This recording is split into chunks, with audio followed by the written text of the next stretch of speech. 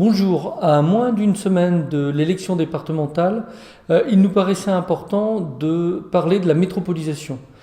C'est quelque chose qui intéresse directement les citoyens, qui intéresse directement les électeurs, et pour nous c'est quelque chose qui paraît primordial de bien connaître avant de pouvoir exercer son choix.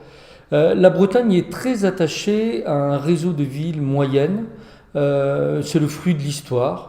Il n'y a pas de ville tentaculaire qui dominerait les autres. C'est un équilibre géographique, un équilibre territorial et qui permet une certaine solidarité entre les territoires. Dans les schémas de la DATAR, dans les schémas gouvernementaux, depuis quelque temps déjà, il y a une volonté d'arriver à des métropoles qui géreraient l'ensemble du territoire. Cela nous paraît dangereux.